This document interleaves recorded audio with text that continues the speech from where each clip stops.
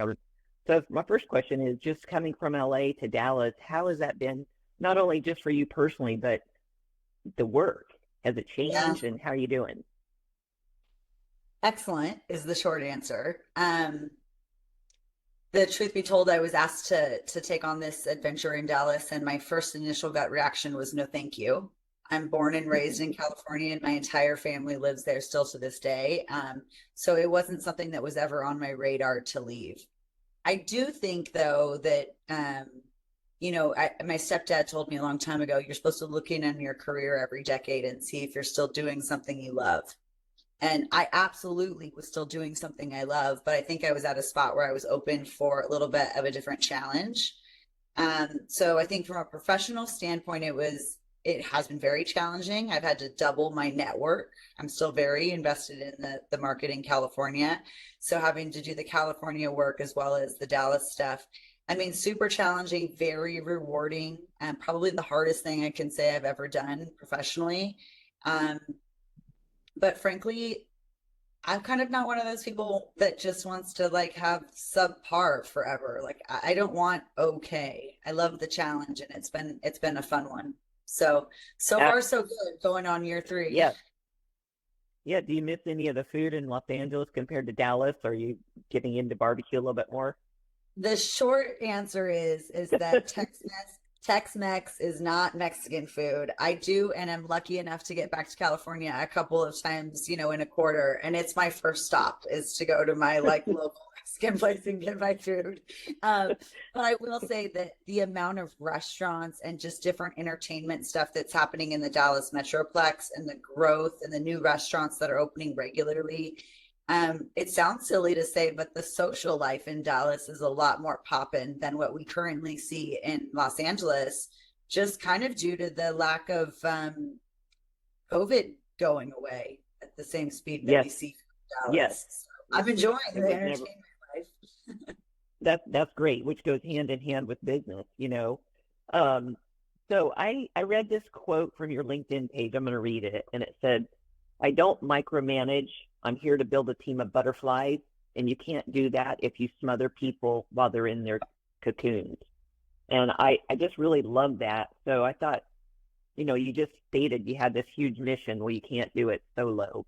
So obviously, building a team is important. So that I'm interested to hear how you're doing that, and maybe how it's even changed uh, with remote work and all the factors that we're experiencing. Yeah. So I'll start by saying that my history as a teacher. I kind of stumbled upon this about almost 18 years ago and kind of transitioned into this furniture world. And in doing that, I found myself, especially in California, in a position to start doing training and hiring for people because, as you might imagine, nobody is graduating to be a furniture salesperson, right? And so you kind of have to find the certain person that's interested in this chase and this hunt and this whole adventure and the ups and downs and the roller coasters that go with it. So, um, we started hiring people that were athletes to careers. So, meaning they had been all through college doing their athletic life, and then they don't go professional in that sport, and kind of their, if you will, career ends, and they're looking for something new. We've had a really successful approach of hiring those people across all portions of the organization: sales, project management, design, etc. Um, and what it does is it allows for me to continue my teaching behavior with those people. I will teach them a career, and they love to be coached. They love to be guided. They are super competitive, and their ability to wake up and just drive their own, like, skill set or, task list for the day is kind of unprecedented. So they're just looking for something to love. So for me, I think two things. I love that type of person, whether they're an athlete or not, because they're willing to learn and work hard and they're competitive. Can't teach those things. And the second Right. thing is we hire smart people. I think if you hire smart people and you teach them a skill and then you let them come back, they'll oftentimes teach you more than you ever taught them. So Yeah. yeah, I do think that if you hire someone and you smother them to nothing, it's only a matter of time until they exit from your organization. And I do believe that if we give you the skills to be good at your job, there's no reason that you need to be smothered. and you can go fly, and we will support that in every way. I think my favorite thing about Tangram is this kind of choose your own adventure that we always pitch. You know, you might start off at one portion of the organization, but if you fall in love with something else within the company, there's no reason that you can't transition into that role. Like growth and upskilling is a huge piece of who we are as an organization. And that's part of the reason that my teacher kind of heart is drawn to this role for the last 20 years or so. Yeah, that's so perfect. And you're right on that, just knowing who you want to hire to be on your team, just knowing that ahead of time really makes a difference in the success on the back end. So bravo for that. So another thing is that I know that Tangram has many clients that are national in scope, and now you've got several locations supporting these clients. Does that make it easier for your teams to have, geographically expanded? What's the pros and cons kind of that? Yeah, it's a funny conversation because I think initially when we moved out to Dallas, people were like, why? And, the truth of the matter is our customers were coming out here. And so when we can send them off from California and receive them in Dallas, it made sense. But I think if you were to look at our sales locations or places that we've done delivery and installations over the last 5 or 10 years, it is national. So for us to have an opportunity to do work in kind of this central time zone has really given us an ability to help more on the East Coast and the West Coast. It made sense. It was logical for the growth of our organization. But I think from the customer's perspective, if anything, no matter where you go to buy anything, people buy from people they like working with. They buy from people they That's like. true. And anytime you work on a project, if you take that same team and work on a second project, it's always better than the first one. And so it becomes this shorthand with people you like working with lessons learned for improved installations as you move forward.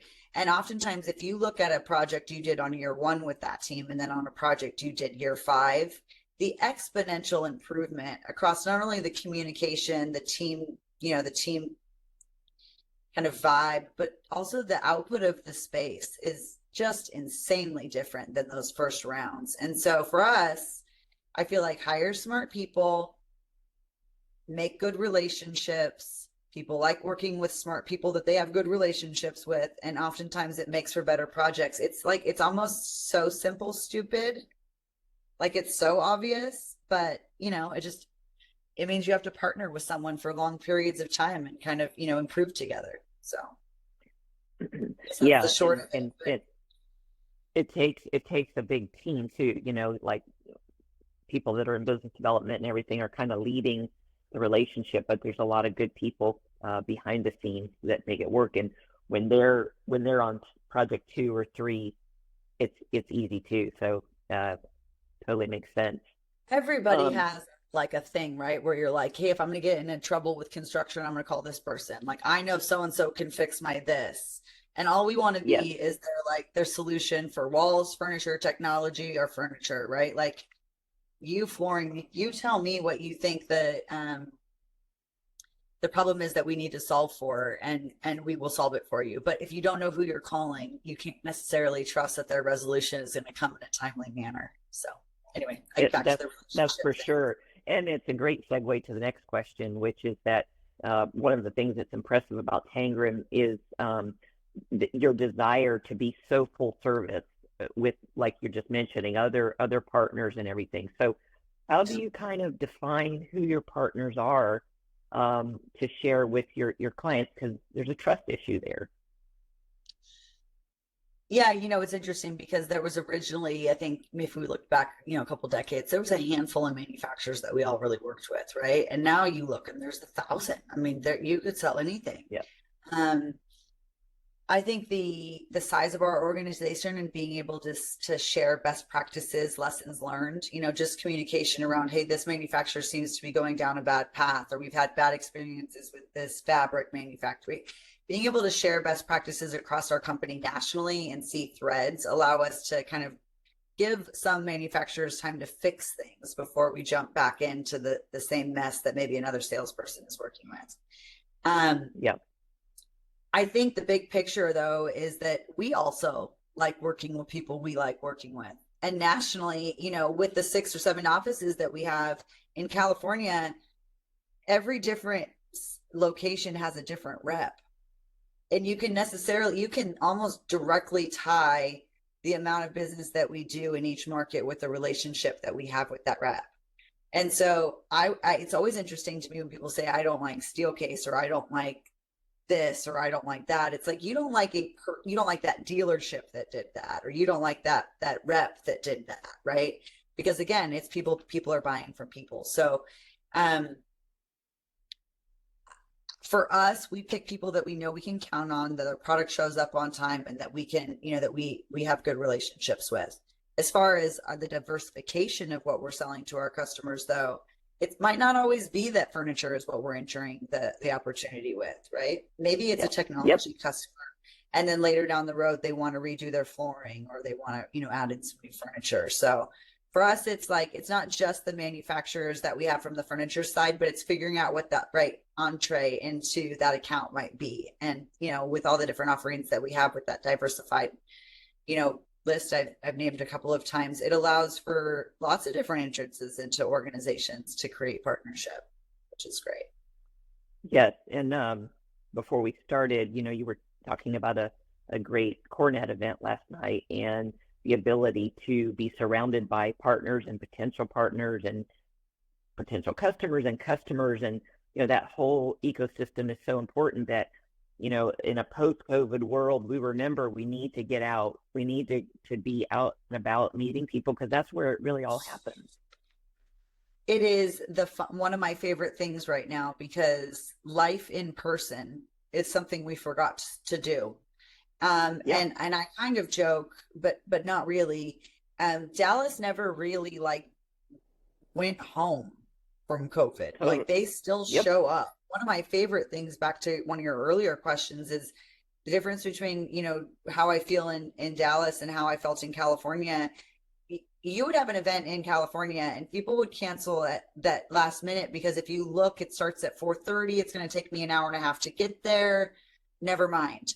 I've got something else I need to do from family or whatever. But here, it's like, it's 10, 15 minutes to get anywhere. People are showing up. They're available to get in front of. And for all the good and bad, it means everyone can get in front of everybody. But it is great to see Yeah. people showing up and pushing what it is that we do as an industry. Um, the energy feels really Agree. healthy. Yeah. Yes.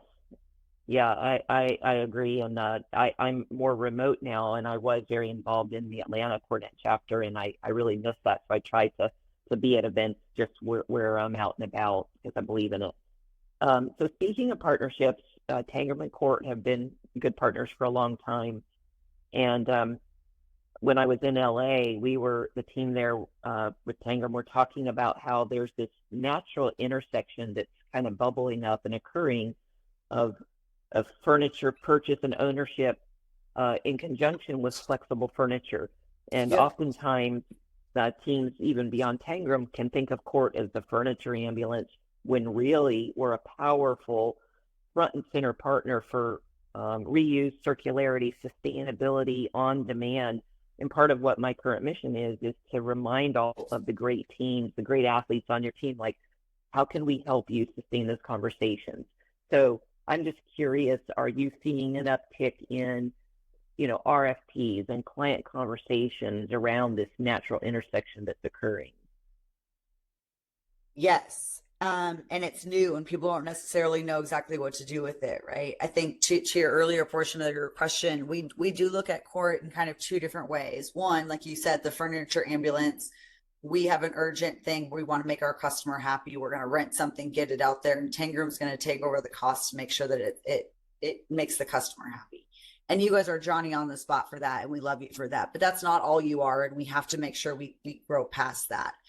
The other side of it, and I think is probably more relevant, but has to happen earlier on in the conversation. It's that, Mr. and Mrs. Customer, you have not taken the amount of time to plan for your project properly. And I can have you spend X amount of money and get something that's probably subpar to your goals and won't meet your like company organizational needs goals. but you'll be able to get it quickly. Do you want to spend the time to do it right and let us have a plan to put in some rental product for a couple of months and then actually spend the time to get you what you should have done so that you have one big capital spend that makes sense and actually accomplishes your goals? And that for us, I think, is us being a really consultative partner and not trying to collect money immediately just to, like, say we sold the deal, because it's not about the deal for us. If we do a deal for someone and it's one and done, we've failed them and us. Our intention is to have long-term, decade-long relationships where we do ads, moves, and changes. We grow with you, we change with you, we innovate with you. And I think oftentimes the ability to stop gap and slow down a project in partnership with CORT really give them things that they don't necessarily think would even be coming from CORT in their, kind of old opinion of that solution. It allows for us to do it the right way and really be a consultative partner. And I think that's good. The other side is just how many people are spending money on things that are going to go in trailers. That's like, you're going to give it back. We should always just position that as a CORT rental and move it back out. So I think there's a couple, like I said, maybe two or three different paths where CORT makes sense. And we're super appreciative of the relationship and the partnership that we've got with you guys. But we've also got a really great incentive program for our salespeople. I think it's probably the most highly paid incentive that we have with you guys, and it's with any manufacturer. And it's that if we don't have to do all of the touching and the picking up and the paperwork and all the stuff, I'll take 50%. Salesperson takes 50%. I mean, yeah, it's we designed it. We did in our system. It's crazy. That's right. So it incentivizes the thought to think about not putting product in the landfill that's not needed for them to buy in the first place. Exactly right. And we've worked really hard to try to offer a couple different ways to work together to satisfy the customer. That's what it's all about. 100%. One other thing is, I was talking to a furniture dealer in Atlanta, and they said, we really didn't realize the scope of what CORT can do, and gave me an example where they had a customer with quite a few locations that just didn't have the budget to buy the furniture from the dealership that they really wanted. So they said, well, we're going to go to IKEA, we'll buy furniture, and when it falls apart, we'll call you. And so their explanation was, well, gosh, if we had known more about how CORT operates, we would have absolutely introduced that, because then we could keep the conversation going with this customer. And so there's a lot of strategic applications, and I think I'm meeting with your team next month, and excited to share some of these ideas and answer questions, just roll up our sleeves. It's just such a changing world. I had a call this morning with this team of really young startup in Sweden who are developing this program where they go out and they find used furniture that's on Facebook Marketplace or something like that. They're getting it, and then they're kind of putting it in a better shape, and they're making it available to students in universities. That's and smart. So it's like they're super excited about this circular model. And I just think that, the tide is changing. And one of the examples I love to give is something like Rent the Runway, where you can rent a little bit of your clothes, but that sure doesn't mean you don't own most of them. And it's the same with our two business models. So, well, I appreciate you sharing your ideas on that. Melanie, on that last comment, I would say, I think that when I think about CORT and the way that you just explained that, the first way is, I'm going to go to IKEA. That's a period. That's the end of a relationship. Yep. The CORT conversation is it's an ellipsis. It's that you kept the relationship going because you have a monthly conversation where they're renting your stuff. And so you're going to keep checking in. And any good salesperson that lets something in at a period is basically the end of a relationship. CORT is the and. Why would you not throw an and out there? Yeah. Okay, Amber, you just sounded like that coach, my friend. Powerful. No, it's right on. It's what anyone that has the title business development, sales, or anything needs to understand, that kind of philosophy and mentality. All Are you seeing more spaces that, let's talk a little bit about the design that you all are seeing from your team. Are your How are your companies changing up their portfolios and their workspaces within that? It's interesting. Like I said, I think I'm going on 18 years now. In my entire career, have never seen health and education run markets the way, from a sales standpoint, the way that they have in the last probably 3 or 4 years. Historically, these big corporate organizations have been like our kind of bench posts for our success throughout the year, and they're the things that kind of keep us going. But in the last couple of years, the health and education markets are growing in such big ways, and so much change is required in those spaces that we've seen a lot more focus on not just bonds and money and education and CEUs and all of these things, not going to just our salespeople, but architects, designers, lab spaces. You're seeing a shift in kind of the focus on what we do with interiors for, really, like I said, the first time I've ever seen. Our funnel was more filled with that type of work than corporate business. I think part of that is, Why do you think that is? Yeah, why is it? I think that the corporate business has done a couple of things. They send out budgets for plans to make big changes to bring people in. The numbers absolutely scare them. That's not what they were even 5 years ago. Inflation, things have changed. Getting stuff across the country, like, the world is different. And so then they end up not doing anything, right? They'll just sit on it for a little bit. So we've seen a lot of projects slip, a lot of projects they're not quite sure if they're ready to make decisions yet. I think on both East and West Coast, those are big decision makers as they make furniture and purchase decisions.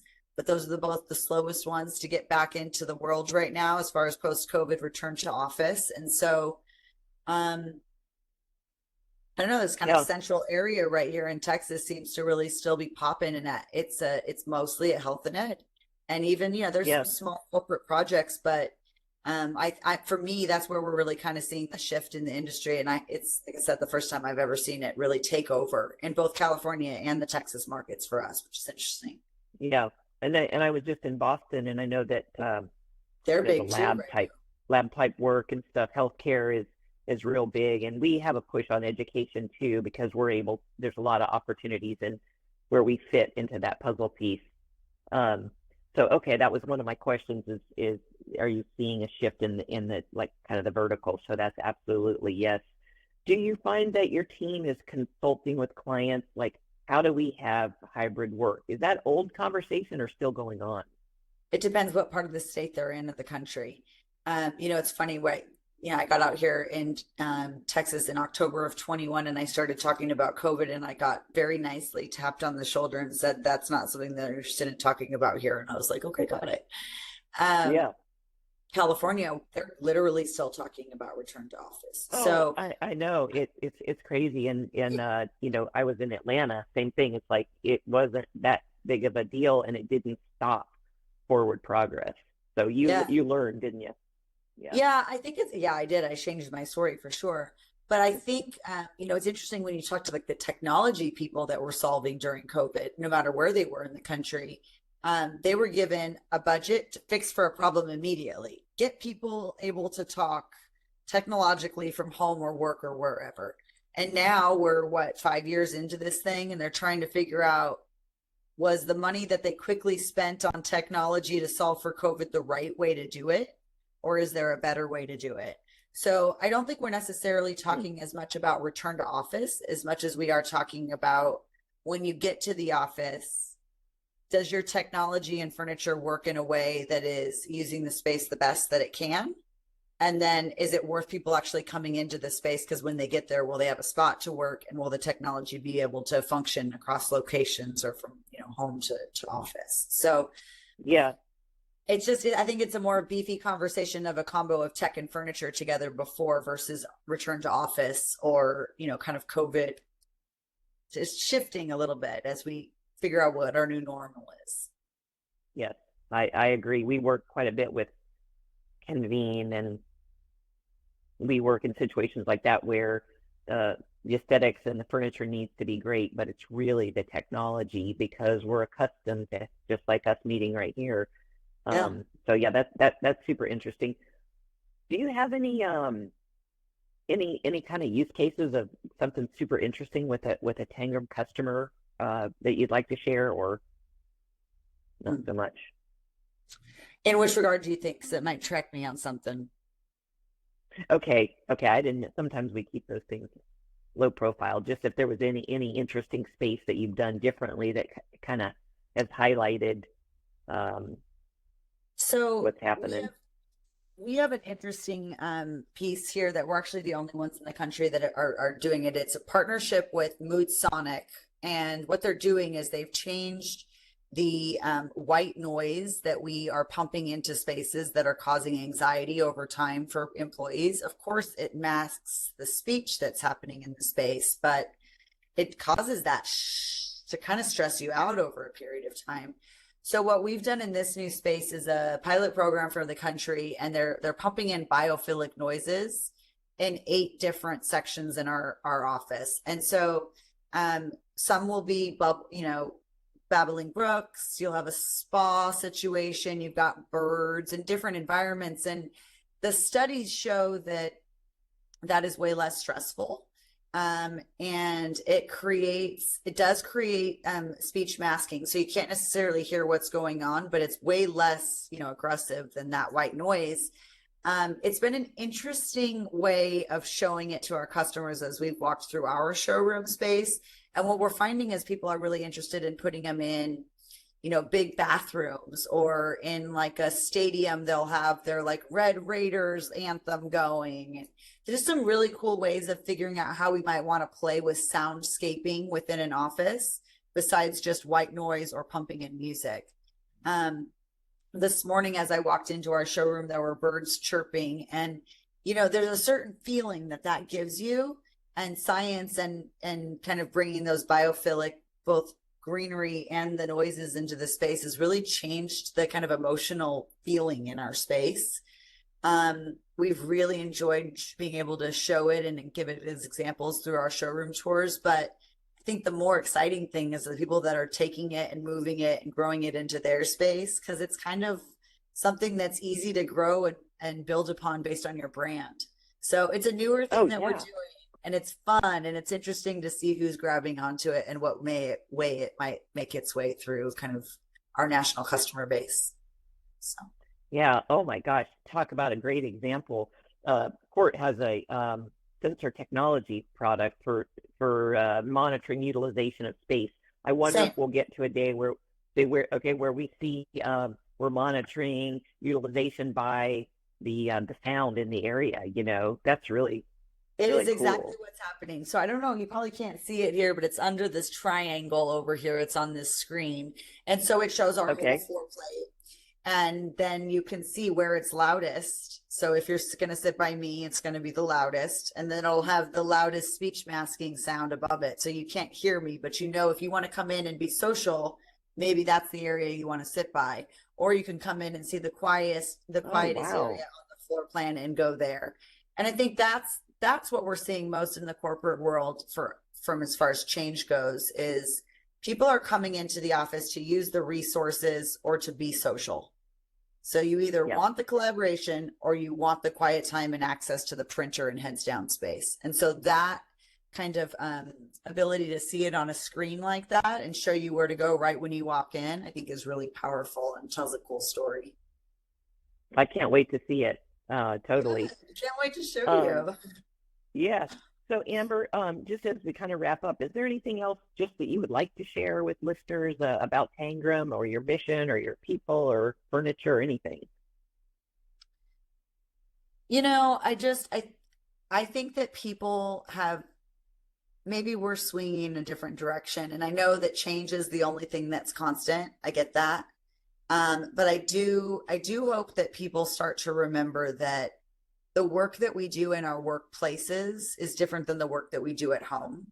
And I get that there's choice and control to work however we want, wherever we want throughout the work week. And I'm a big proponent of that, and I always will be.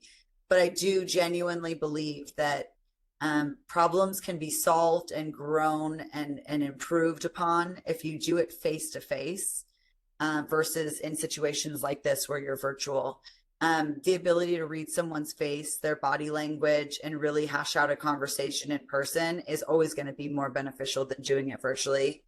And I do think, like I said, there's a place for both of them. But I really do hope that people start to realize that the office is not a conversation about something that's going away. It's a conversation about something that will change to support the future of work. But that there should never have been a conversation about, is the office dead? Because Yeah, nobody wants to I work do. from home full time. If you have kids or dogs or parents at home or whatever, you need to have a secondary place to go get your head working somewhere different. I think it's healthy emotionally and mentally. And I'm looking forward to the end of the is the office dead conversation, and instead the beginning and resurgence of how do we always make the office better?